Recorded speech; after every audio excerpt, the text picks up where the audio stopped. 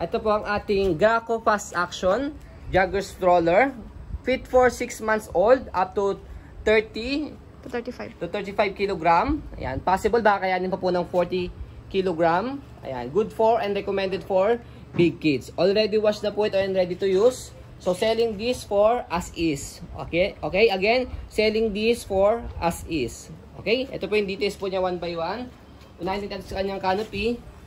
Ayan. So, ang laki ng canopy niya. Yung kanyang peekaboo.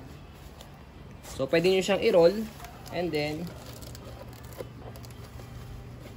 ilak. Gray color. Ilak. Saan siya ilalak?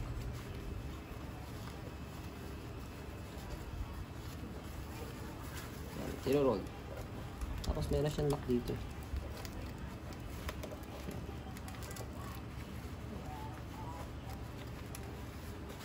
Hindi ko makita yung lock niya.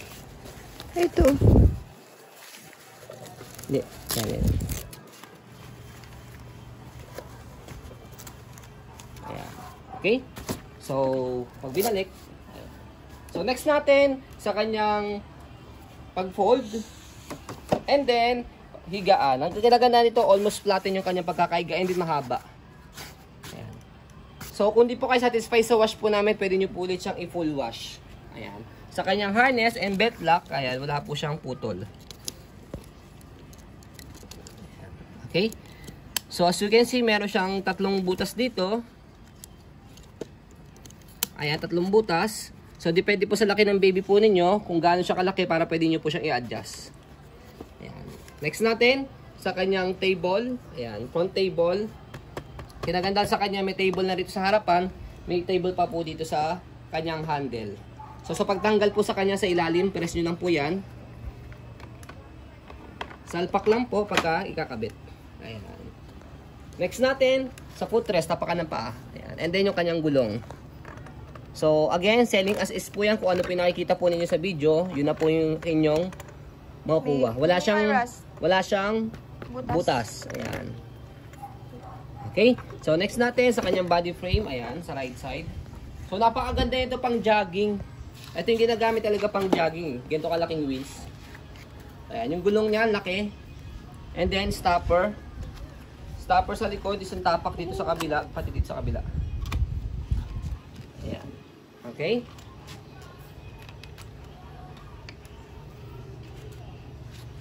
Wala rin siyang butas. Sa likod, ayan, yung kanyang basket.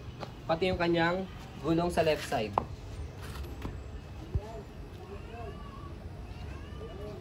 And then, yung kanyang handle. Ayan, laki ng handle niya. So, meron siyang tama dito. May tear siya. Ayan. And then, may lagayan pa rito ng tissue or anything na pwedeng lagayan ng gamit ni baby. Cellphone yata, kasya ba dito? Lagayan ng coffee or drinks.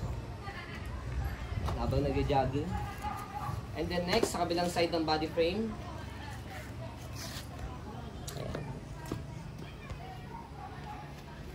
No. So, scroll muna natin para makita nyo po na wala po siyang issue kapag ginamit. Ayan. Laki. Try ko muna sakyan. Let's see kung kayang-kaya ko. Ayan. Kaya nga ako. Ayan, hindi pa flat yung gulong. Ilang kilo ka ba? 65. Ayan. So, sa pag-fold po sa kanya, dito lang po sa pinaka-upuan po niya, higaan. Ito. Angat nyo lang po siya. And then, Stopper. ayusin nyo lang po yung gulong sa harapan.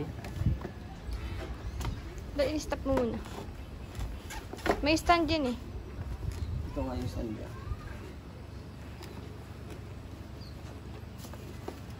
Stop nga muna natin.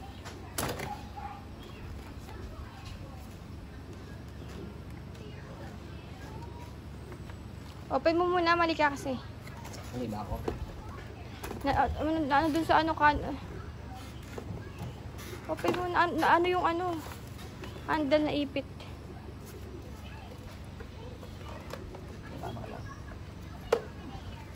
Sa basket nga.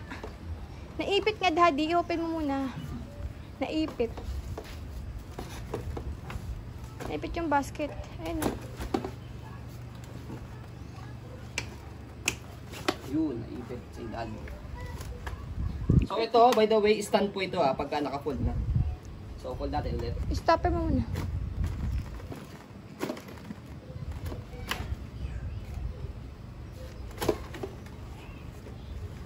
Yan. Ngayon na lang kasi ulit nag-stock ng ganito. Kaya nalito na kung paano i-fold. So ganyan siya. Pag naka-fold. Okay, Ngayon na lang kasi kami nagkaroon ng stock ng ganito kaya medyo nanibago. So bulky talaga siya dahil pang jogger or pang jogging na stroller po ito. Dito maliit Yan. Bagay ito sa mga malalaking sasakyan. So kapag inopen siya, tanggalin lang yung lock sa gilid. Ito lock sa gilid, tapos buka lang. Kaya madali lang naman siya i-open sa i-fold. Yung nga lang syempre medyo may kabigatan.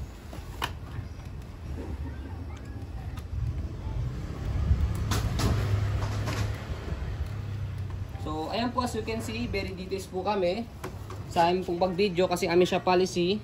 No refund, no exchange, what you see is what you get. So yun po, maraming salamat. Have a nice day and God bless po.